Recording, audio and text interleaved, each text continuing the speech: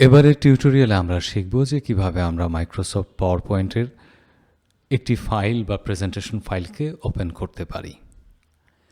Open করার ক্ষেত্রে আমরা মাইক্রোসফট পাওয়ার পয়েন্ট প্রোগ্রামটি চালু করবার পরে আমরা পাওয়ার পয়েন্টের যে ওয়েলকাম স্ক্রিন আছে সেখানটায় ঠিক যে টেমপ্লেটগুলো বা থেমসগুলো আছে তার নিচে আমরা দেখতে পাচ্ছি রিসেন্ট বলে একটি অংশ দেখাচ্ছে। সেখানে লাস্ট যে ফাইলগুলো ওপেন করা হয়েছিল এখানে এই মুহূর্তে 10টা ফাইলের নাম দেয়া আছে, সেই 10টা ফাইল এখানে দেয়া আছে এবং সিম্পলি যদি সেই ফাইলটার উপরে ক্লিক করা হয় সেই ফাইলটি সরাসরি ওপেন হয়ে যাচ্ছে।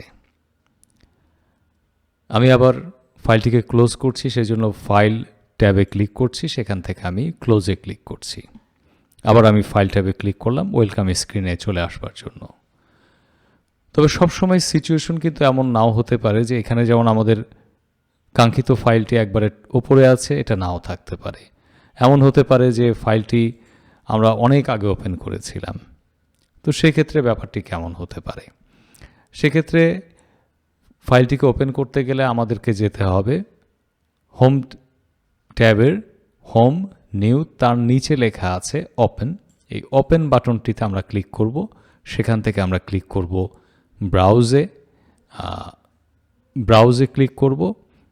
ব্রাউজে ক্লিক করবার পরে আমাদের যে ফোল্ডারটিতে ফাইলটি রাখা আছে, আমরা যেমন জানি যে ডকুমেন্টসের ভিতরে ফাইলটি রাখা আছে। তো আমি ডকুমেন্টসে ক্লিক করেছি, তারপরে এখানটায় দেখতে পাচ্ছি যে মার্কেটিং প্রেস 1/2/2022 এখানে দেয়া আছে। ক্লিক করলাম, ওপেন করলাম, ফাইলটি ওপেন হয়ে গেল। আরেকটি বিষয় এখানে বলে রাখা ভালো, আমি আবার এটিকে ক্লোজ করে দিচ্ছি। ফাইলে আসলাম, ওপেনে ক্লিক করার পরে গত 1 মাসে বা তার চেয়েও বেশি সময় ধরে যে ফাইলগুলো ওপেন করা হয়েছে সেই ফাইলগুলো আমাদের এই প্রেজেন্টেশন যে এরিয়াটা আছে এই এরিয়াতে রাখা থাকে। এখান থেকে আমরা খুঁজে দেখতে পারি, তবে এটাও একটা নির্দিষ্ট সময়ের পরে আর খুঁজে পাওয়া যায় না। তো এবারে ধরা যাক একটি ফাইল আমরা ইউএসবি ড্রাইভ করে নিয়ে এসেছি। এখন এই ফাইলটিকে আমরা কিভাবে ওপেন করতে পারি? খুব সহজ, আমরা ফাইল থেকে ওপেনে ক্লিক করলাম, তারপর ব্রাউজে ক্লিক করলাম। এবার আমাদের যে এই জায়গাটা রয়েছে সেখান থেকে আমরা আমাদের কম্পিউটারের যে ইউএসবি ড্রাইভ সেটাকে খুঁজে বের করব এবং সেখান থেকে দেখব যে ইউএসবি ড্রাইভে যেসব ফাইল রয়েছে সেটা এখানে দেয়া আছে।